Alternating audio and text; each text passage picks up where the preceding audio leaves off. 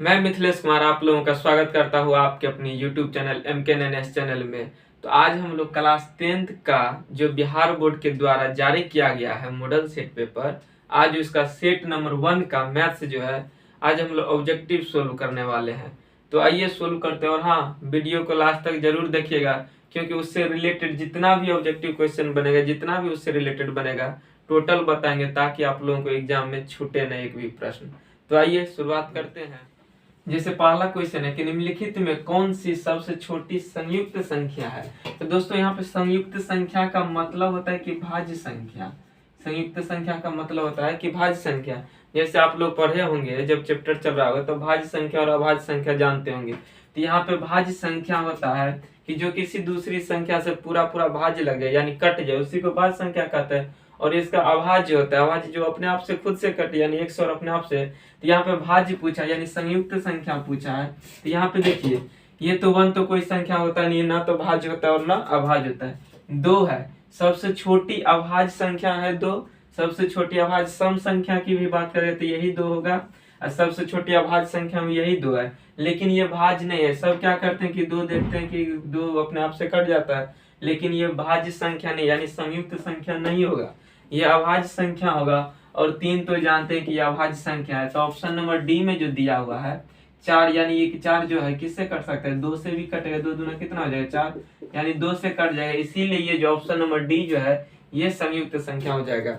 मतलब इसको इस टाइप से भी दे सकता है कि सबसे छोटी भाज्य संख्या बताइए। तो सबसे छोटी भाज्य संख्या भी दूसरा क्वेश्चन दिया है कि पाई है, एक अपरिमेय संख्या, एक परिमेय संख्या, एक पूर्णांक संख्या, इनमें से कोई नहीं है। तो दोस्तों बता दूं कि पाई जो है पाई एक अपरिमेय संख्या होता है। पाई क्या होता है, एक अपरिमेय संख्या। जबकि पाई का मान जो होता है 22/7 ये PYQ के रूप में है कि नहीं। तो ये जो पाई का मान जो होता है 22/7 ये परिमेय संख्या होता है। तो एग्जाम में आप लोगों को जब पाई दे तो पाई एक खुद अपरिमेय संख्या है, जबकि पाई का मान जो है 22/7 ये एक परिमेय संख्या है। तो यहाँ से पाई है एक कौन सी हो जाएगा, अपरिमेय संख्या। ऑप्शन नंबर अगला 3 नंबर क्वेश्चन है कि निम्नलिखित में कौन अपरिमेय संख्या है। तो परिमेय और अपरिमेय से 2-3 क्वेश्चन फिक्स ही रहता है, इसलिए आप लोग ध्यान से देखिएगा। अपरिमेय संख्या यानी जो रूट में रहेगा, जिसका वर्गमूल ना निकले आसानी से यानी पॉइंट समय आएगा, इस वही क्या हो जाएगा, अपरिमेय संख्या। यहाँ पे देखिए ऑप्शन नंबर ए में जो दिया हुआ है 3/12। तो बताइए ये 3/12 इसको काटेंगे, 3 कम 3 3 चौका 12 तो कितना बचेगा, √1/4 यानी इसको वर्गमूल तो निकाल सकते हैं। तो 1/4 में 4 का कितना हो जाए 2। तो 1/2 कौन सी संख्या हो जाए, परिमेय संख्या, क्योंकि ये PYQ के रूप में हो गया इसीलिए परिमेय संख्या हो गया।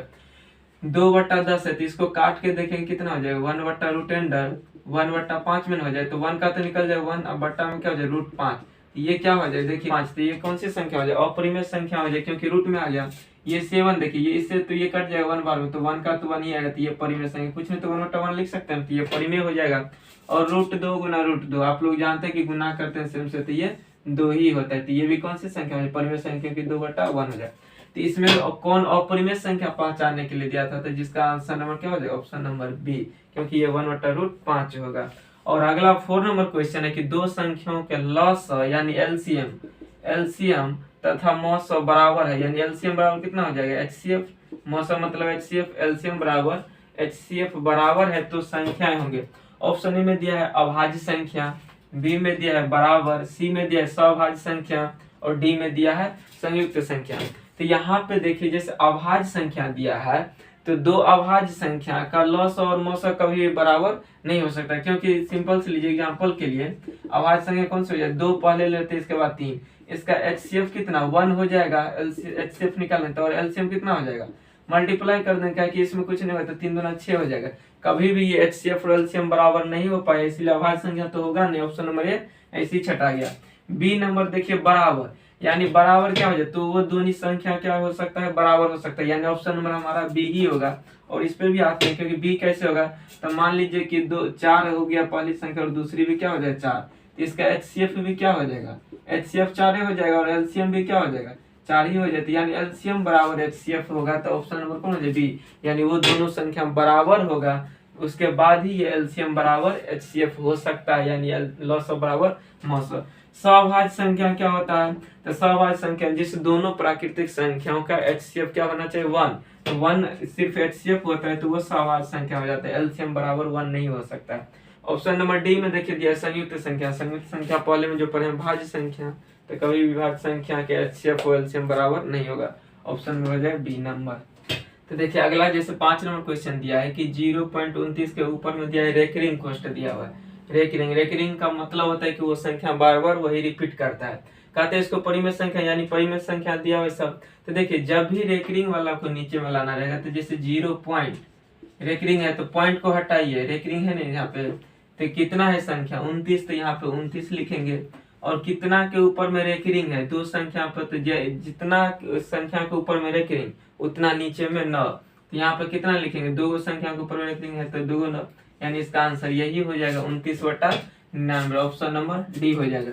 मान लीजिए एक और इस टाइप का क्वेश्चन पूछता है कि 0.29 के ऊपर में सिर्फ रेकरिंग देगा, तो इसका क्या हो जाएगा? तो कितना संख्या जितना रहेगा उतना लिखेंगे 29, अब माइनस करेंगे क्योंकि एक संख्या पर रेकरिंग नहीं है तो जिस पे नहीं रहेगा उसी को माइनस करेंगे, तो माइनस कितना 2, अब बटा में कई संख्या पर रेकरिंग है? एगो पर, तो एगो।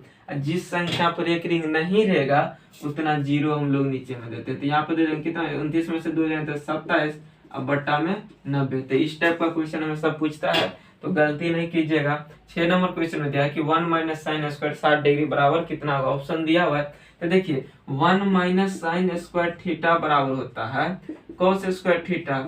1 माइनस साइन स्क्वायर थीटा होता है कॉस स्क्वायर थीटा। तो यहाँ पे थीटा जब 60 डिग्री है तो यहाँ पर डायरेक्ट भी लिख सकते हैं 60 डिग्री, और नहीं तो मान भी रख के बना सकते हैं। जैसे देखिए 1 रखेंगे माइनस साइन 60 डिग्री का मान √3/2 होता है, स्क्वायर है तो इसको स्क्वायर कर देंगे। फॉर्मूला सब तो याद ही कर लीजिए, कितना हो जाए देखिए 1 माइनस √3 का स्क्वायर तो 3, अब बट्टा में 2 का स्क्वायर 4, इसको मल्टीप्लाई करेंगे कितना हो जाए 4 माइनस 3 बट्टा में 4 हो जाए ना, एलसीएम लेने के बाद 4 में से 3 काटेंगे 1 बट्टा में 4, यानी ऑप्शन नंबर डी हो गया। या तो इस टाइप से बनाते तो 1 माइनस साइन स्क्वायर थीटा और 60 डिग्री दिया हुआ है ना थीटा के जगह पे, तो कॉस स्क्वायर कितना हो जाए 60 डिग्री, यानी कॉस स्क्वायर 60 डिग्री। तो कॉस 60 डिग्री का मान कितना होता है 1/2, कॉस 60 का मान 1/2, स्क्वायर है तो क्या हो जाए स्क्वायर, यानी 1 का स्क्वायर तो 1 या 2 का स्क्वायर 4। तो किसी भी तरह से बनाइए आंसर हमेशा सेम ही आएगा। अगला क्वेश्चन देखिए 7 नंबर दिया हुआ है कि निम्नलिखित में किसका दशमलव प्रसार शांत होगा? तो यहाँ पे देखिए जो भी परिमेय संख्या जो रहता है p/q के रूप में रहता है, और शांत के लिए यानी p/q के रूप में रहता है जहाँ q इक्वल टू क्या रहता है, q इक्वल टू नॉट 0 ये ना रहता है। यहाँ पे परिमेय संख्या शांत तब होगा यानी q जो q रहता है, q या तो उसका जो अभाज्य गुणनखंड विधि निकालें तो 2 के पावर m या 5 के पावर n के रूप में रहेगा। इसके रूप में देखिए यहाँ पे 2 के पावर m मतलब कुछ भी रख सकते हैं, m के जगह पे 2 4, n के जगह पे भी कुछ रख सकता है, यानी यहाँ पे देखिए 2 के पावर m इंटू 5 के पावर n के रूप में रहे, या तो 2 भी रख सकता है सिंगल 2 के पावर n, या तो 5 के पावर m के भी रूप में कुछ भी रख सकते हैं सिंगल, ये भी रख सकते हैं या दोनों रख सकता है। और इसके अलावा कोई दूसरी संख्या इसमें आएगा अभाज्य गुणनखंड में तो वह दशमलव प्रसार अशांत हो जाएगा, और नहीं तो ये ही सिर्फ होगा तो ये हो जाएगा शांत हो जाती है। यहाँ पे देखिए ऑप्शन चेक करना पड़ेगा, जैसे ये 7/40 है तो 7/40 जो है तो 40 का करेंगे तो कितना हो जाए, यानी 2 से लगाएंगे तो 20, 2 से लगाएंगे तो 10, 2 से लगाएंगे तो 5। इसमें देखिए 2 के पावर 3 इंटू 5 के पावर कितना, कुछ नहीं तो 1 आ गया, यानी 7/40 को हम लोग लिख सकते हैं 7/2 के पावर 3 इंटू 5 के पावर 1। ये देखिए ये जो क्यू हुआ अंश बटा हर जो होता है भिन्न में, तो हर बराबर कितना हो गया 2 के पावर m यानी 3 आ गया इंटू 5 के पावर कुछ नहीं तो 1। इसमें और कोई दूसरी संख्या नहीं ना 2 और 5 के अलावा, 2 और 5 के अलावा कोई दूसरी संख्या नहीं, इसीलिए इसका दशमलव प्रसार क्या हो जाए शांत। ऑप्शन नंबर ए ही हो जाए। बाकी में चेक कर लीजिए जैसे 21 है कितना हो जाए 3 7 21, इसमें 7 आ गया ना और 3 भी आ गया तो यह शांत हो जाएगा। 121 भी देख लीजिए कितना हो जाए 11 गुना 11, तो इसमें 11 आ गया, 2 और 5 नहीं आया, 2 और 5 के अलावा कोई दूसरी संख्या आएगा उसका अभाज्य गुणनखंड में तो अशांत हो जाएगा, और नहीं तो यही पर या तो 2 रह सकता है, जैसे 8 हुआ तो 8 का करें तो 2 गुना 2 गुना 2, ये कितना है 2 के पावर 3, मान लीजिए 5/8 है तो ये कितना हो जाए 5/2 के पावर 3, ये दशमलव प्रसार क्या हो जाए शांत हो जाएगा। या तो 2 के फॉर्म में भी रह सकता है या 5 के फॉर्म में, या दोनों रह सकता है, बाकी इसके अलावा कुछ नहीं रहना चाहिए। देखिए 8 नंबर क्वेश्चन में दिया हुआ है कि निम्नलिखित में किसका दशमलव प्रसार अशांत है, यानी अशांत ढूंढने के लिए कह रहे हैं। निम्नलिखित में से ए ऑप्शन में दिया है कि 5/8, बी में दिया हुआ है 6/15 और सी में दिया हुआ है 19/512 और डी ऑप्शन में दिया हुआ है 31/343 दिया है। देखिए पहले वाला क्वेश्चन था अशांत, इसमें कह रहा है कि कौन अशांत होगा। तो अशांत के लिए क्या, जो q इक्वल टू 2 के पावर m और 5 के पावर n के रूप में नहीं रहेगा, यानी कुछ और दूसरा संख्या रहेगा। यहाँ पे देखिए 5/8 जैसे हुआ तो 5/8 को क्या लिख सकते हैं, 2 गुना 2 गुना 2 यानी 5/2 के पावर 3 लिख सकते हैं। तो ये क्या हो जाएगा, शांत हो जाएगा। अशांत के लिए जैसे देखिए 6/15 हुआ तो 6/15 तो ये तो कट सकता है, 3 दूना 6, 3 पंचे 15 यानी कितना हो जाए 2/5, 5 के पावर 1 हो भी जाएगा ना। तो ये भी क्या हो जाए, शांत हो जाए। काट के भी देखना पड़ेगा आप लोगों को। जैसे ये 512 है तो 512 को ही चेक कर लेते हैं पहले। देखिए 512 का नहीं कुछ होगा तो एलसीएम ले लेते हैं। 2 से लगाएंगे कितना बार में, 2 दूना 4, 4 लगे 2 पंचे 10, 2 छक्के 12। फिर 2 से लगाएंगे तो 1, 2 दूना 4, 2 अट्ठे 16 बार में लग जाएगा। 2 से लगाएंगे तो 6 और 4 बार में लग जाएगा। 2 से लगाएंगे तो 2 तिया 6, 2 दूना 4, 2 से लगाएंगे तो 16 हो जाएगा। 2 से लगाएंगे तो 8, 2 से लगाएंगे तो 4, 2 से लगाएंगे तो 2, यानी इसमें देखिए टोटल 2 ही है ना। कितना हो जाए, 1 2 3 4 5 6 7 8 9, यानी इसको 19/2 के पावर 9 भी लिख सकते हैं। तो ये क्या हो जाए, शांत हो जाएगा। तो बाकी 3 का ऑप्शन शांत हो गया, तो यही ना होगा अशांत। आप लोग चेक कर लीजिए 343 है जो कि क्या हो जाएगा, अशांत दशमलव प्रसार हो जाएगा।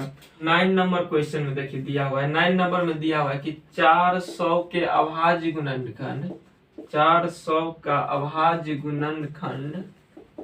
गुणनखंड में 5 का घातांक है, में 5 का घातांक, घातांक मतलब वही पावर, 5 का घातांक है। देखिए तो 400 का अभाज्य गुणनखंड पहले निकालें तो 400 का अभाज्य गुणनखंड कितना है, 2 से लगाएंगे तो 200, 2 से लगाएंगे तो फिर 100, 2 से लगाएंगे तो 50, 2 से लगाएंगे तो 25। तो अब कितना से 5 से, तो 5 से लगा दो 25। इसको कितना 400 को कितना लिख सकते हैं हम लोग, कितना है 2, 1 2 3 4 यानी 2 के पावर 4 गुना 5 के कितना है 5 के पावर 2। यहाँ पे देखिए कहता है कि 5 का घातांक यानी 5 का पावर कितना होगा। तो यहाँ पे 5 का पावर कितना है 2, तो 5 का पावर यहाँ पे 2 है तो यही हो जाएगा 5 का घातांक। अगर 2 का पूछता कितना है 2 का घातांक तो यहाँ पे 4 हो जाता। तो यहाँ पे 5 के पावर कितना है 2, तो 5 का घातांक 2 हो जाएगा, जो कि ऑप्शन दिया हुआ है। ऑप्शन ए में दिया हुआ है 2, बी में दिया हुआ है 3 और सी में दिया हुआ है 4 और डी में दिया हुआ है 1। तो हमारा आंसर कौन हो जाएगा, ऑप्शन नंबर ए हो जाएगा। अगला क्वेश्चन 11 नंबर देखिए, दिया हुआ है कि √125 का परिमेयकरण गुणांक, परिमेयकरण गुणांक है, परिमेयकरण गुणांक है। ऑप्शन ए में दिया हुआ है √2, बी में दिया हुआ है √3, सी में दिया हुआ है √5 और डी में दिया हुआ है 5√5।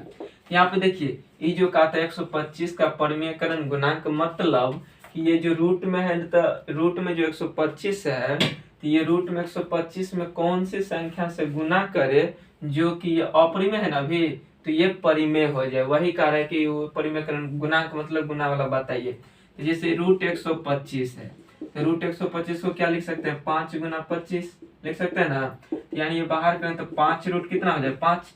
तो बताइए आप लोग जानते हैं कि सेम संख्या से रूट में अगर √5 को कितना से गुना करें तो ये हो जाए, तो √5 को 5 से गुना करें तो ये 5 हो जाता है। यानी परिमेय ये 5 और परिमेय संख्या है √5 और इसमें √5 से गुना करेंगे तब ना ये परिमेय संख्या होगा। तो यहाँ पे देखिए 5√5 है तो मतलब यहाँ पे कितना से गुना करेंगे, तो ऑप्शन में दिया देखिए √2 से करेंगे तो √10 हो जाए तो कोई फर्क नहीं पड़ेगा, √10 से भी नहीं होगा, इसलिए ये दोनों ऑप्शन तो नहीं होगा। √5 है तो इसको जो अगर गुना करते हैं 5√5 में अगर 5 से तो कितना हो जाए 5, ये 5 हो जाएगा तब कितना हो जाए 25, तो जो कि क्या हो जाए परिमेय संख्या। तो ऑप्शन नंबर मेरा कौन हो जाए, ऑप्शन नंबर सी ही हो जाएगा। अगला क्वेश्चन 12 नंबर देखिए दिया है कि निम्नलिखित में कौन सा युग्म सहअभाज्य संख्या है। सहअभाज्य कहने का मतलब होता है कि वैसे दो प्राकृतिक संख्या जिसका HCF 1 होना चाहिए, जिसका HCF यानी मॉस कितना होना चाहिए 1, तो वही सहअभाज्य संख्या कहलाएगा। जैसे देखिए यहाँ पे ऑप्शन में इसमें 9 है और 16 है, तो 9 और 16 में HCF कितना हो जाए, ये तो दोनों संख्या किसी से कटेगा नहीं, ये 3 से कटे ये 4 से, तो इस दोनों का HCF कितना हो जाएगा HCF 1, तो यानी यही है मेरा आंसर हो जाएगा। बी में जैसे चेक करके देखते हैं ये 5 से कट जाए ये 4 से, यानी HCF कम से कम 5 हो जाएगा इसका, और इसका HCF कितना हो जाए 21 है ये 84 है, तो यानी दोनों कट जाए 21 चौका 84, यानी इसका HCF कितना हो जाएगा HCF 21 हो जाएगा, इसीलिए जिसका HCF 1 होगा वही सवाभाज्य संख्या कहलाता है। तो ऑप्शन नंबर ए हो जाएगा। ये 13 पंच 65, तो इसका HCF कितना हो जाएगा? 13 हो जाएगा, इसीलिए ऑप्शन नंबर ए होगा। 13 नंबर क्वेश्चन में कहा था कि रैखिक बहुपद में शून्यकों की संख्या, शून्यक पूछे चाहे हल पूछे चाहे मूल पूछे, यानी एक ही होता है। वैसी संख्या जो बहुपद को शून्य कर दे वही होता है शून्य। तो यानी देखिए रैखिक बहुपद, रैखिक बहुपद को हम लोग कहते हैं एक घातीय बहुपद, जिसका घात एक हो। यहीं पे कहते हैं दो द्विघातीय बहुपद, यानी जिसका घात 2। तो रैखिक बहुपद में घात कितना रहता है? 1। तो जिस बहुपद का जितना घात रहता है उसका शून्यक की संख्या उतना ही होता है। तो रैखिक बहुपद कहे चाहे एक घातीय बहुपद कहे, उसकी शून्यकों की संख्या एक ही होता है। और द्विघातीय का होता है तो 2, त्रिघातीय कहे तो उसके शून्यकों की संख्या 3, ऐसे ही होता है। तो ऑप्शन नंबर कौन हो जाए? ए। अगला देखिए 14 नंबर क्वेश्चन है कि बहुपद x-1 का शून्यक है। बहुपद x-1 का शून्यक है। ऑप्शन ए में दिया है 1, बी में दिया है 0, सी में दिया है 2 और डी में दिया है अपरिभाषित दिया है। यहाँ पे देखिए बहुपद x-1 का शून्यक जिसका घात कितना है? 1 है, तो इसका शून्यक तो एक ही होगा। यहाँ पे देखिए x-1 का शून्यक पूछ रहा है तो बराबर में 0, तो x बराबर क्या हो जाए? इधर माइनस है तो उधर जाएगा तो प्लस में हो जाता है। x बराबर कितना हो जाएगा? 1। इसमें शून्य के क्या हो जाएगा? x बराबर 1, यानी ए का मान ऑप्शन नंबर ए हो जाएगा। देखिए 15 नंबर जो क्वेश्चन कह रहा है कि यदि देखिए 15 नंबर क्वेश्चन कह रहा है कि किसी द्विघात बहुपद के शून्य यदि -4 और 7 है तो द्विघात बहुपद होगा। यानी शून्य के दे दिया हुआ, यानी अल्फा बीटा का मान दे दिया। द्विघात है तो अल्फा और कितना हो जाए? -4 और बीटा और कितना हो जाए? 7 दे दिया है। कहता है द्विघात समीकरण ज्ञात कीजिए। यानी यहाँ से देखिए सबसे पहले अल्फा प्लस बीटा और कितना निकल जाए? यहाँ से अल्फा का मान -4 प्लस बीटा का मान ये 7, घटाएं कितना हो जाए? 3। और अल्फा इंटू बीटा निकालें तो कितना निकल जाए? -4 को 7 से गुना करें तो -28 हो जाए। यहाँ से देखिए द्विघात समीकरण पूछा हम लोग को, तो द्विघात समीकरण यानी px बराबर क्या हो जाता है? x² minus alpha plus beta x plus alpha into beta हो जाता है। याद कर लीजिएगा, नहीं तो ऑब्जेक्टिव में तो पूछता ही है, सब्जेक्टिव में भी पूछता है 2 नंबर में। यहाँ पे ध्यान दीजिएगा x² minus alpha plus beta का मान कितना लाए हैं? यहाँ पे जोड़ के 3, यहाँ पे 3 लिखेंगे 3x प्लस ये अल्फा इंटू बीटा का मान कितना? -28, तो -28 लिखेंगे यहाँ पे। तो x² minus 3x plus minus क्या होता है? -28, हमारा यही आंसर हो जाएगा। तो ऑप्शन नंबर देखिए कौन सा हो जाएगा? x² minus 3x, option number सी है। तो हमारा आंसर हो जाएगा ऑप्शन नंबर सी हो जाएगा। देखिए तो अगला क्वेश्चन 16 नंबर है कि एक द्विघात बहुपद के शून्यकों का योग तथा गुणनफल क्रमशः दिया हुआ है। यानी शून्यकों का योग दिया हुआ है और गुणनफल ये वाला दिया हुआ है। शून्यकों का योग यानी अल्फा प्लस बीटा कितना हो जाएगा? 5 दिया हुआ है। गुणनफल यानी अल्फा इंटू बीटा कितना दिया हुआ है? 6 दे दिया हुआ है। इस बार कहते हैं द्विघात बहुपद ज्ञात कीजिए। पिछला क्वेश्चन में जो था कि शून्यक दिया हुआ था सिर्फ, से इसीलिए अल्फा और बीटा का मान निकाले थे, अल्फा इंटू बीटा का मान निकाले थे। लेकिन इसमें योगफल और गुणनफल दे दिया है, डायरेक्ट द्विघात बहुपद पूछ रहा है। तो यहाँ से देखिए तो द्विघात बहुपद px के लिए फॉर्मूला हो जाता है x² minus alpha plus beta x plus alpha into beta हो जाता है। यहाँ से देखिए ये बीटा है, तो यहाँ से देखिए x² minus alpha plus beta का मान कितना? 5, तो यहाँ पे 5x हो जाए प्लस अल्फा इंटू बीटा का मान 6, तो यही मेरा आंसर हो जाए। देखिए कौन सा ऑप्शन मिला है? x² minus 5x plus 6, option number B इसका आंसर हो जाएगा। देखिए तो अगला 17 नंबर क्वेश्चन है, बहुत ही अच्छा क्वेश्चन है। देखिए कह रहा है कि यदि बहुपद y² माइनस 6y प्लस 8 के शून्यक अल्फा तथा बीटा है तो अल्फा इंटू बीटा का मान ज्ञात कीजिए। देखिए इससे रिलेटेड क्वेश्चन जो होता है, जैसे देखिए दिया हुआ है कि y² माइनस 6y प्लस 8 दिया हुआ है। कहता है शून्यक अल्फा बीटा है तो अल्फा इंटू बीटा का मान ज्ञात कीजिए, यानी अल्फा इंटू बीटा। यानी कि दे सकता है यहाँ पे शून्यकों का गुणनफल भी पूछ सकता है, यही हुआ शून्यकों का गुणनफल, तो इसी को दे दिया अल्फा इंटू बीटा। योगफल भी पूछ सकता है। तो आप लोगों को पता है कि अल्फा प्लस बीटा और क्या होता है? -b/a, और अल्फा इंटू बीटा और क्या होता है? c/a। तो याद कर लीजिए अल्फा प्लस बीटा और -b/a और अल्फा इंटू बीटा और c/a। तो यहाँ से a बराबर कितना हो जाएगा? ये y² का जो गुणांक रहता है यहीं पे कुछ नहीं, तो यहाँ पे 1 ना, और b बराबर कितना जो y का जो गुणांक रहता है यानी -6, और c बराबर ये c वाला 8। तो यहाँ से देखिए अल्फा इंटू बीटा का मान पूछा है, तो अल्फा इंटू बीटा बराबर सी बाई ए, सी का मान कितना 8 बट्टा में ए का मान कितना है 1, यानी भाग देंगे तो कितना हो जाए 8, यानी ऑप्शन नंबर ए नंबर हमारा आंसर हो जाए। अल्फा प्लस बीटा पूछता तो माइनस बी बाई ए करते हैं हम लोग। देखिए अगला क्वेश्चन 18 नंबर दिया हुआ है कि बहुपद एफ एक्स बराबर दिया हुआ है तो एफ माइनस वन का मान ज्ञात कीजिए, यानी एक्स के जब यहाँ पे कितना दे -1, यहाँ देखिए F minus x F x, यहाँ से देखिए एफ एक्स बराबर दिया हुआ है 3x² माइनस 7x प्लस 2 और f माइनस 1 का मान पूछ रहे हैं हम लोग को कितना होगा। यहाँ पे f माइनस 1 रखेंगे, यानी जहाँ x के जगह कितना -1, तो जहाँ जहाँ x है वहाँ क्या रखेंगे -1, तो यहाँ से देखिए 3 इंटू x² है तो -1 का होल स्क्वायर हो जाएगा, -7 इंटू एक्स के जगह -1 रखेंगे प्लस 2, तो यहाँ से देखिए 3 इंटू -1 का होल स्क्वायर 1 माइनस माइनस क्या हो जाए प्लस 7 इंटू 1 तो प्लस न हो जाए 7 प्लस कितना 2, यहाँ से देखिए 3 इंटू 1 3 प्लस 7 प्लस 2, यानी कितना हो जाए 7 3 10 2 12, हमारा आंसर हो जाए कौन सा ऑप्शन नंबर बी नंबर हो जाएगा। अगला क्वेश्चन देखिए 19 नंबर में दिया हुआ है कि बहुपद x² माइनस 3 के शून्यक है, यानी 19 नंबर में दिया हुआ है कि बहुपद x² माइनस 3 के शून्यक पूछ रहा है, के शून्यक है। ऑप्शन ए में दिया हुआ है, देखिए ए में दिया हुआ है 3, -3, बी में दिया हुआ है √3, -√3, सी में दिया हुआ है √3, और डी में दिया हुआ है 3, 3। तो यहाँ से देखिए कोई दिक्कत नहीं होगा, x² माइनस 3 के शून्यक न करा है, यानी x² माइनस 3 बराबर कितना 0, शून्य जब भी पूछेगा बराबर में 0 करेंगे तो x² बराबर यहाँ से निकालेंगे तो कितना हो जाए, बराबर में उधर जाए तो 3, माइनस में तो उधर x बराबर करेंगे तो क्या हो जाएगा, स्क्वायर हटाएंगे तो प्लस माइनस √3, यानी x का मान यहाँ से कितना निकल जाएगा, एक बार प्लस √3 एक बार -√3, तो यानी ये ही ऑप्शन हो जाएगा जो कि ऑप्शन नंबर बी में है, तो ऑप्शन नंबर बी हो जाएगा। अगला क्वेश्चन देखिए 20 नंबर दिया है कि निम्न में कौन इतना समीकरण दिया है, दो समीकरण का हल ज्ञात कीजिए। यहाँ पे देखिए दो समीकरण को हम लोग हल करते हैं तो 4 विधि से, प्रतिस्थापन विधि से भी कर सकते हैं, विलोपन विधि से भी कर सकते हैं, बीजगणित विधि से भी कर सकते हैं, तो जो आसान लगेगा उसी से करें। तो हम लोग को विलोपन विधि सबसे आसान लगता है, तो यहाँ से देखिए 6x minus 2y equal to 0 दिया हुआ है, इधर कितना दिया हुआ है 10x प्लस 2y बराबर 32 दिया हुआ है।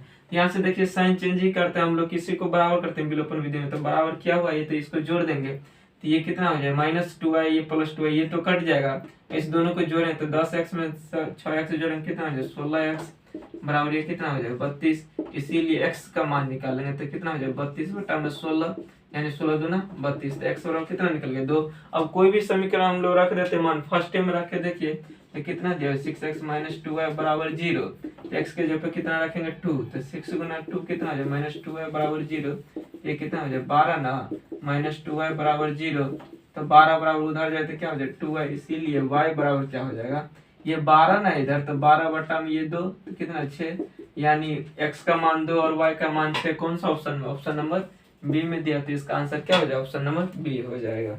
देखिए यहाँ पे तो समांतर के लिए क्या हो जाएगा, तो a1 बट्टा में a2 बराबर b1 बट्टा में b2 बराबर नहीं होगा c1 बट्टा में c2, या तो कोई हल नहीं के लिए भी देगा या तो समांतर के लिए दिया है, तो हम लोग बनाएंगे ये a1 का मान कितना, यहाँ के x का कोफिशिएंट 4 ना, यहाँ पे a2 का मान x का कोफिशिएंट यानी 12 दिया तो 12 हो जाए, तो a1 का मान कितना 4 अब बट्टा में a2 का मान 12 आ जाए, यहाँ से b1 का मान कितना p अब बट्टा में b2 का मान यहाँ से 9 आ जाएगा, बराबर नहीं होगा किसका c1 का मान कितना हो जाएगा, c1 का मान ये 6 अब बट्टा में क्या हो जाए ये c2 का मान 15 हो जाएगा। यहाँ से देखिए इसको काट देंगे तो कट जाए 4 × 12 1 बटा 3, यानी p का मान निकाला, तो इस दोनों को भी बराबर कर सकते हैं बराबर में, यहाँ से देखिए 1/3 बराबर p बटा में 9, इसको भी काट देंगे तो 3 × 9, तो यानी इसको गुना करेंगे क्रॉस मल्टीप्लिकेशन, तो 3 गुना 1 कितना 3 बराबर p, यानी p का मान कितना निकल जाएगा 3 निकल जाएगा, या तो ऐसे भी गुना कर सकते हैं 3p बराबर 9, तो यहाँ पे क्या हो जाए p बराबर 9/3, तो 3 ही आएगा, तो ऑप्शन नंबर कौन हो जाए बी नंबर इसका आंसर हो जाएगा।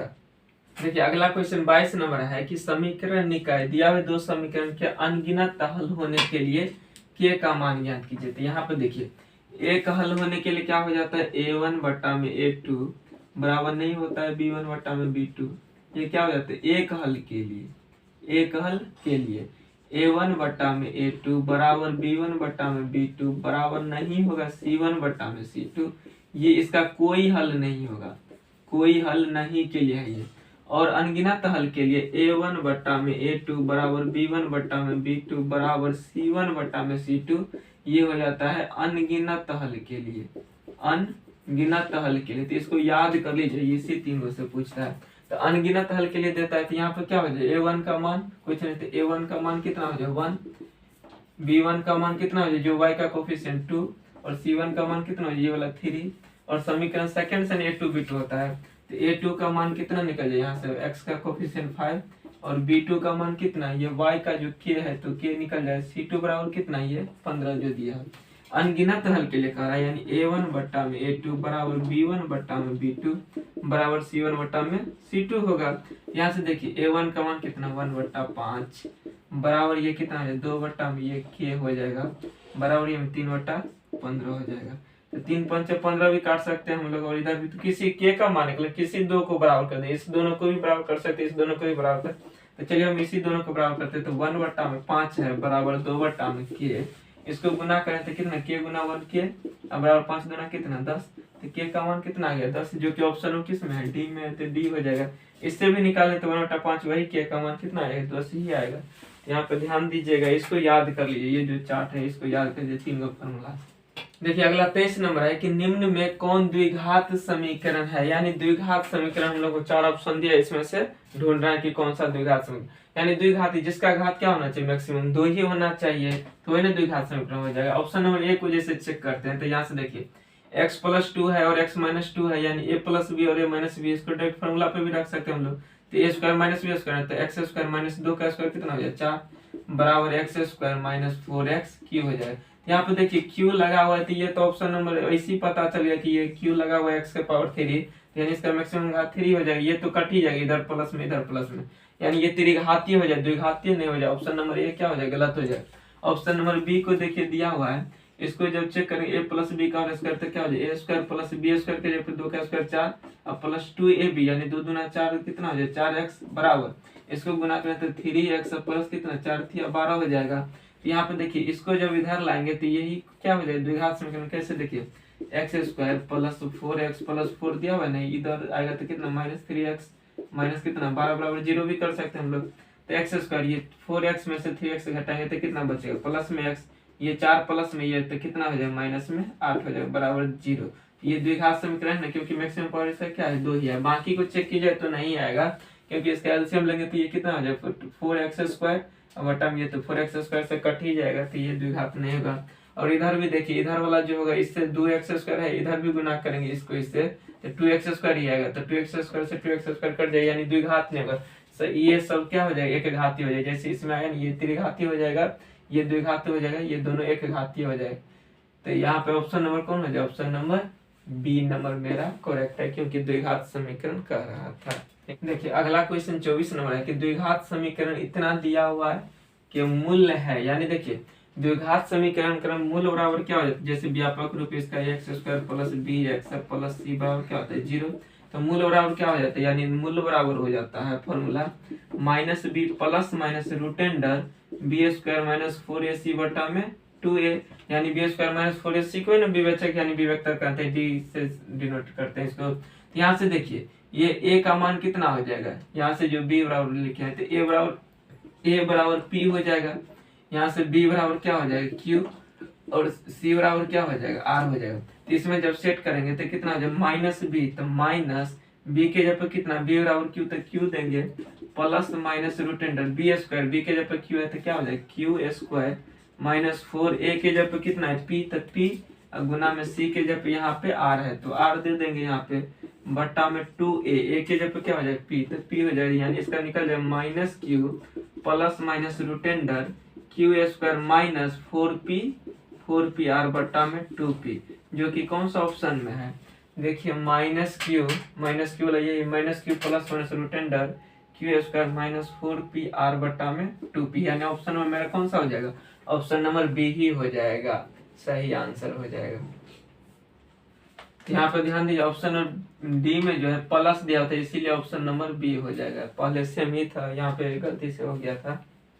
देखिए अगला क्वेश्चन 25 नंबर का आता है कि द्विघात समीकरण दिया हुआ कि 6x square plus 6x plus 1 बराबर 0 कि मूलों की प्राकृतिक होगी, प्राकृतिक यानी वास्तविक और बराबर दिया ऑप्शन नंबर ए में, ध्यान से सुनिएगा।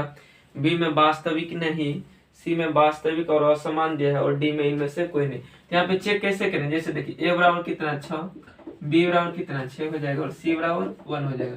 मूलों का वास्तविक यानी प्राकृतिक जो चेक करते हैं हम लोग, यानी देखिए 0 से बड़ा हो जाता है डी का मान, तो क्या हो जाता है, मूल वास्तविक और असमान हो जाता है। वास्तविक और क्या हो जाता है, वास्तविक और असमान हो जाता है, वास्तविक और असमान। जब डी यानी विवेचक के बराबर होते हैं 0 के बराबर, ये क्या हो जाता है, मूल वास्तविक और समान हो जाता है। वास्तविक भी होता है और समान भी होता है। और डी जब 0 से छोटा हो जाता है तो ये वास्तविक नहीं होता है। वास्तविक क्या होता है, नहीं होता है। इसमें वास्तविक ही होता है, तो ध्यान दीजिएगा। तो वास्तविक नहीं होता है। यहाँ पे चेक करेंगे किस प्रकार का आता है, विवेचक निकालें तो यानी डी बराबर होता है, विवेचक या विवेकता इसी को कहते हैं बी स्क्वायर माइनस 4ac। तो बी का मान कितना 6, तो 6 का स्क्वायर माइनस 4, ए का मान कितना 6 गुना में सी का मान 1, तो 6 का स्क्वायर 36 माइनस 6 चौका 24 गुना 1 24 से हो जाएगा, घटाएंगे तो 12। 12 क्या प्लस में ना आया 12, यानी 0 से बड़ा होगा। तो 0 से जब बड़ा हुआ है डी का मान यानी 12 आया, तो मूल क्या हो जाएगा, वास्तविक और असमान, जो कि ऑप्शन हम बता देते हैं। ऑप्शन नंबर सी में दिया है इसका आंसर, तो ऑप्शन में क्या हो जाएगा, सी नंबर हो जाएगा। लिखने में थोड़ा सा समय लगता है, इसीलिए हम थोड़ा शॉर्ट कर।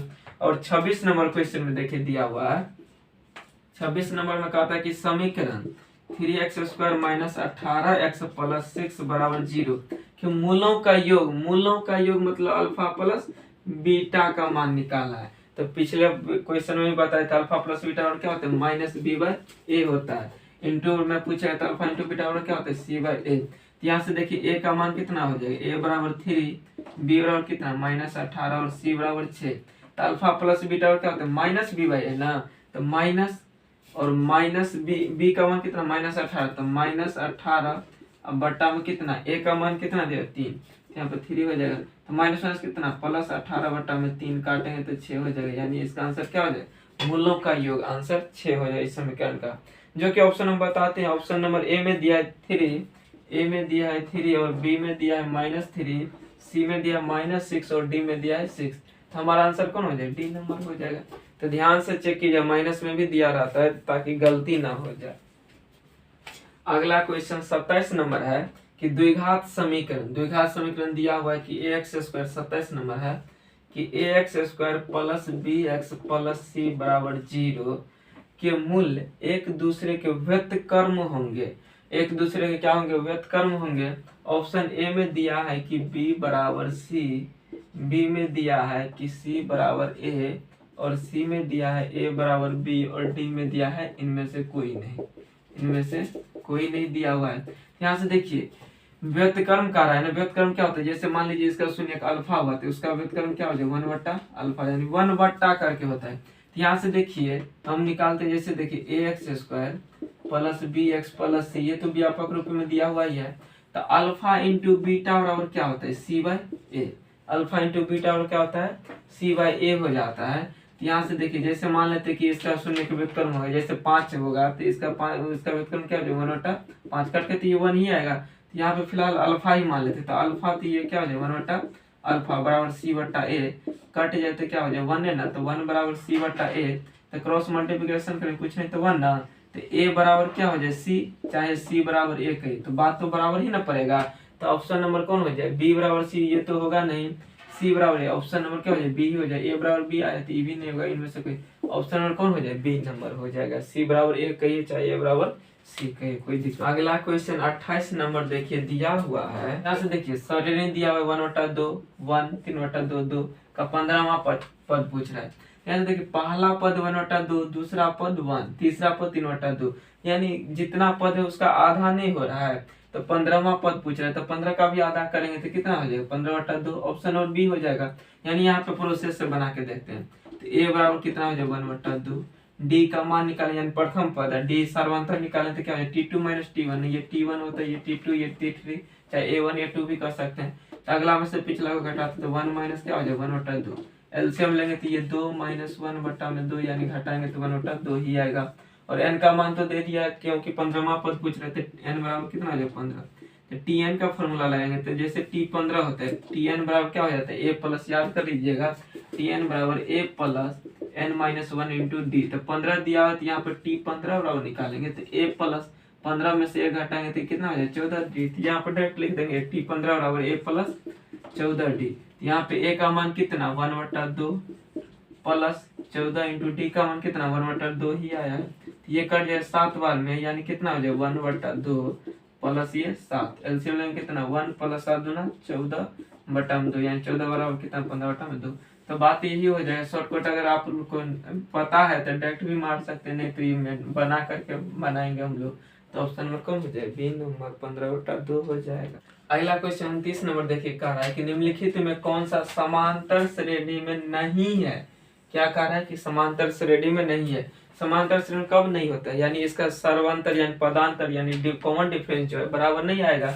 जैसे देखिए 4 ऑप्शन दिया तो हम लोग चेक करेंगे तो सिंपल वाला पहले चेक कर लेंगे क्यों होता है, क्यों हम लोग को आसानी रहता है। इसमें तो बारी बारी से निकालना पड़ेगा सबका। यहाँ पे देखिए इसको चेक करते हैं तो इसका डिफरेंस कितना हो जाए, 14 में से 8 को घटाइए तो कितना हो जाए 6। फिर ये 20 में से 14 घटाएंगे क्या हो जाए 6। फिर 26 में से 20 को घटाएंगे तो 6, यानी ये 6 आ रहा है, यानी ये क्या हो जाए समांतर श्रेणी में है। हम लोगों से कह रहे हैं कि कौन नहीं है, तो ये तो है, ये तो गलती हो गया क्वेश्चन के अनुसार से। अगला देखिए ये 10 में से 4 घटाएंगे तो 6 बचेगा, ये 15 में से 10 घटाएंगे तो ये 5 बचेगा, ये 20 में से 15 घटाएंगे तो ये 5 बचेगा, यानी ये कॉमन डिफरेंस बराबर नहीं ना हुआ। यहाँ पे 6 आ रहा है तो यहाँ पे 5 आ रहा है, यहाँ पे 5 अगला में भी शायद 5 ही आ सकता है या 6 भी आ सकता है, तो कोई ये कॉमन डिफरेंस बराबर नहीं थी, इसीलिए ऑप्शन नंबर कौन है डी नंबर ही हो जाए। जब 30 नंबर में देखिए पहला पद यानी ए से निरूपण करते, ए बराबर दिया हुआ है 9 एवं सार्व अंतर यानी कॉमन डिफरेंस बराबर दिया हुआ -3 हो, तो इसके प्रथम 12 पदों का योगफल पूछ रहा है, यानी S12 बराबर पूछ रहा है। ऑप्शन नंबर ए में दिया हुआ 78, बी में दिया हुआ है 90, सी में दिया हुआ -90 और डी में दिया हुआ -78। यहाँ से देखिए ए का मान दे दिया है, डी का मान दे दिया है और S12 यानी n बराबर कितना दिया 12 दे ही दिया है। S12 तो Sn का सूत्र लगाएंगे तो Sn बराबर क्या होता है n/2 into 2a plus n-1 into D होता है। तो यहाँ पे 12 लगाएंगे तो S12 बराबर कितना हो गया 12/2 इंटू 2a। ए का मान कितना, ए का मान यहाँ से देखिए 9 दिया हुआ था प्लस n-1 यानी 12 में से 1 घटाएं तो 11 ना, कोई दिक्कत नहीं होगा। डी का मान कितना -3 दिया हुआ, यानी काटे हैं तो ये कितना 6 9 दूना 18 प्लस माइनस कितना -33, यानी घटाएंगे तो 6 और ये कितना हो जाएगा, अगर 33 में से 18 घटाएंगे तो कितना हो जाएगा -15 ना, और -15 छक्के कितना हो जाएगा 90, यानी माइनस में तो माइनस कितना हो जाएगा 90, जो कि ऑप्शन नंबर सी में है। तो इसका आंसर क्या हो जाए सी नंबर। तो फॉर्मूला याद रखिएगा टी एन बराबर भी और एस एन बराबर भी, तो क्वेश्चन बन जाएगा हम लोगों को आसानी से। देखिए अगला क्वेश्चन दिया है, अगला क्वेश्चन 31 नंबर दिया है कि समांतर श्रेणी दिया हुआ है, यानी 17 34 51 का कौन सा पद 170 है, कौन सा पद 170, यानी n का मान निकाले और ये टी एन दिया है। जैसे यहाँ से देखिए पहला पद यानी a बराबर कितना हो जाए 17, कॉमन डिफरेंस d बराबर क्या हो जाए, यानी 34 में से 17 घटाएंगे तो कितना बचेगा 17 ही, और कौन सा पद 170 है, यानी अंतिम पद दे दिया, यानी nवां पद कितना टी एन बराबर 170 दे दिया, n का मान पूछ रहा है। तो टी एन बराबर कितना होता है a plus n-1 into D. T N का मान तो 170 दिया बराबर में a का मान कितना 17 प्लस n का मान तो दिया हुआ नहीं है, वही तो निकाले हम लोग को, d का मान कितना निकाले हैं 17। यहाँ से देखिए 170 बराबर 17 प्लस कितना गुना करें तो 17n माइनस कितना 17, तो प्लस माइनस में 17 और ये प्लस में कट जाएगा, यानी 170 बराबर कितना हो जाएगा 17n। इसीलिए n बराबर निकालेंगे तो 170 बटा में 17 काटेंगे तो 10 बार में नहीं कट जाएगा, यानी n का मान कितना 10, यानी कौन सा पद ये 170 हुआ, तो ये हमारा आंसर नंबर बी हो जाएगा, जो कि ऑप्शन नंबर बी में है। 10वां पद जो है 170 के बराबर होगा। देखिए अगला क्वेश्चन 32 नंबर का है कि समांतर श्रेणी दिया हुआ है में 6 में पदों की संख्या, यानी समांतर श्रेणी दिया और अंतिम पद कितना दिया 6 में पदों की संख्या हो, यानी देखिए a बराबर कितना हो जाए 51 और d बराबर कितना हो जाए सर्वांतर, यानी 48 में से घटाएंगे 51 को तो कितना है -3 ना, यहाँ पे d का मान निकल जाएगा -3 और 6 यानी डॉट डॉट दिया है, ये कॉमा दिया है कि 6 में पदों की संख्या हो जाए, यानी अंतिम पद यानी tn बराबर कितना दिया है 6 दिया है। तो यहाँ से देखिए कहते हैं n का मान पदों की संख्या थी, यानी n का मान tn बराबर क्या हो जाता है a plus n minus 1 into D. अभी बनाए थे उसी क्वेश्चन है, tn का मान 6 दिया है, a का मान कितना 51 plus n minus 1 into D का मान कितना -3, तो -3 देंगे तो 6 बराबर 51, इसको गुना करें तो -3n हो जाएगा, माइनस माइनस प्लस ना 3। तो यहाँ से देखिए 6 बराबर 51 में 3 जोड़े तो 54 प्लस -3n। तो इसी को ले लीजिए 3n को इधर लाएंगे तो कितना प्लस में हो जाएगा, क्योंकि माइनस में है तो 54, ये प्लस में 6 तो इधर आएगा तो माइनस में 6, तो 3n बराबर कितना है 54 में से 6 को घटाएंगे तो हम लोग कितना 48 आएगा। इसीलिए n बराबर कितना हो जाए 48 बटा में 3 यानी 16 या 48, तो ये कितना n का मान निकले 16, यानी 16वां पद जो है 6 आएगा। तो इसका आंसर कौन सा हो जाएगा? ऑप्शन नंबर में तो है नहीं, चेक कर लेते हैं कि 32 नंबर में सही ऑप्शन लिखे हैं कि नहीं। सर यहाँ पे ऑप्शन ही गलती लिखा गया था। ऑप्शन में है ये नंबर में ए में है 14, बी में है ये 16 और सी में है ये 17 और डी में है ये 18 दिया हुआ, यानी इसका आंसर के अनुसार कौन हो जाएगा? ऑप्शन नंबर बी हो जाएगा। ऑप्शन ऊपर वाला क्वेश्चन लिखा गया था। तो अगला क्वेश्चन देखिए 33 नंबर का जो ऑप्शन लिखा गया था दिया हुआ है कि 0 और 50 के बीच विषम संख्याओं की संख्या है। 0 और 50 के बीच विषम संख्याओं की संख्या, इसको थोड़ा सा मिटा देते हैं। 0 और 50 के बीच विषम संख्याओं की संख्या का है निकालने के लिए। यहाँ से देखिए 0 और 50 के बीच में ऑप्शन पहले लिख देते हैं। ऑप्शन ए में है कि 25, बी में है 26, सी में है 24 और डी में है 27 दिया हुआ। देखिए तो दिया 0 और 50 के बीच विषम संख्या का है, विषम संख्या। तो 0 के बाद कौन सी विषम संख्या सबसे छोटी? तो 1 होता है, 1, 3, 5, 7 इसी टाइप से चलता है। देखिए यहाँ से लास्ट आता है 50। 50 कौन सा संख्या? सम संख्या। तो इससे पहले कौन 49 हो जाए, तो 49 विषम संख्या तो 49 हो जाएगा। कहता है पदों की संख्या ज्ञात कीजिए, कितना इसमें विषम संख्या होंगे? तो पदों की संख्या है ना, ए बराबर 1, डी बराबर कितना है 3 माइनस 1 यानी 2 और tn का मान तो दे ही दिया है 49 दिया है ना। तो n का मान निकालें तो tn बराबर होता है a plus n minus 1 into d. तो ये tn का मान कितना 49 बराबर a का मान 1 plus n minus 1 into D का मान कितना 2 दिया हुआ है। तो कितना हो जाए 49 बराबर 1 प्लस 2n माइनस 2, यानी 49 बराबर कितना -1 ना प्लस 2n। इधर लाएंगे तो 50 बराबर कितना हो जाए, ये ऑप्शन है 50 बराबर कितना हो जाए 2n, इसीलिए n बराबर कितना हो जाए 50 बटा में 2 काटेंगे तो ये 25 बार में कट जाए, यानी 25वां पद होगा, यानी 25 पद होगा 0 और 50 के बीच में विषम संख्या है। तो ऑप्शन नंबर कौन हो जाएगा? ए नंबर हो जाएगा। देखिए अगला क्वेश्चन बहुत ही अच्छा क्वेश्चन कहता है कि समकोण त्रिभुज एबीसी में कोण बी क्या 90 डिग्री। तो हम लोग जानते हैं कि समकोण त्रिभुज में कोण 90 डिग्री होता है। यहाँ से बना लेते हैं। देखिए ये क्या हो जाएगा ए, ये हो जाएगा बी, क्योंकि ये बी कोण दिया हुआ है कि 90 डिग्री है। ये कितना हो जाए सी। कहता है कि ए बी बराबर 15 cm √15 cm। तो ए बी का मान कितना है √15 सेंटीमीटर दिया हुआ है और बी सी बराबर कितना बी सी बराबर 1 सेंटीमीटर दिया हुआ है तथा ए सी का मान 4, ए सी का मान कितना दिया 4 सेंटीमीटर हो तो tan ए बराबर होगा। यानी इस कोण के लिए बात कर रहा है कि tan ए बराबर क्या हो जाए। यहाँ से देखिए tan थीटा क्या होता है लंब बट्टा आधार, यानी यहाँ से लिख देते हैं साइड में फॉर्मूला कि tan थीटा बराबर लंब बट्टा आधार यानी p/b हो जाता है। p से परपेंडिकुलर b से। देखिए इस कोण के लिए बात करें कोण a के लिए यहाँ पे, तो a के सामने वाला ये क्या हो जाए लंब और नीचे वाला क्या हो जाए बेस, यानी ये आधार हो जाएगा। तो tan a बराबर क्या हो जाए लंब यानी 1 सेंटीमीटर बटा में आधार कितना √15 सेंटीमीटर। सेंटीमीटर से कट जाए यानी 1 बटा कितना बचेगा √15, जो कि ऑप्शन नंबर कौन में? ऑप्शन नंबर सी में है। तो इसका आंसर क्या हो जाए सी नंबर हो जाएगा। देखिए अगला क्वेश्चन 35 नंबर है कि यदि कोसेक थीटा बराबर दे दिया है के, कोसेक थीटा बराबर दिया है के, तो कोस थीटा का मान पूछ रहे थे। यहाँ से ध्यान देंगे हम लोग, कोसेक थीटा बराबर के दिया है तो कोस थीटा बराबर क्या हो जाता है √1 माइनस क्या हो जाता है साइन स्क्वायर थीटा। तो यानी हम लोग को साइन थीटा का मान पता रहेगा तो सिंपल से निकल जाए कोस थीटा का मान। तो यहाँ से देखिए कोसेक थीटा बराबर के दिया हुआ है, तो यहाँ पे कोसेक थीटा और क्या होता है 1 बटा साइन थीटा के बराबर। तो यहाँ पे लिख सकते हैं हम लोग कि साइन थीटा और 1 बटा क्या हो जाएगा के, यानी अपोजिट हो जाएगा। नहीं तो यहाँ पे कोसेक थीटा और क्या लिख सकते हो 1/sin थीटा। अब बराबर क्या हो जाएगा के, कुछ नहीं तो 1, क्रॉस मल्टीप्लिकेशन करेंगे तो sin थीटा और क्या हो जाएगा 1/k ही ना होगा, sin थीटा बराबर। यहाँ से देखिए sin थीटा और कितना निकल जाएगा 1/k, तो root under 1 minus 1/k square है तो स्क्वायर करेंगे यानी रूट अंडर 1 माइनस 1 क्या हो जाएगा के स्क्वायर, 1 का स्क्वायर तो वही एलसीएम लेंगे तो रूट में ये के स्क्वायर हो जाएगा माइनस 1 बट्टा में क्या हो जाएगा के स्क्वायर, ये रूट से बाहर करें तो ऊपर वाला तो होगा नहीं तो के स्क्वायर माइनस 1 बट्टा में क्या है रूट में, नीचे में स्क्वायर रूट कट जाए तो नीचे में क्या हो जाए बाहर हो जाए तो के, जो कि ऑप्शन नंबर कौन में बी में हो जाएगा, के स्क्वायर माइनस 1 बट्टा में ऑप्शन नंबर बी ही इसके लिए सही है।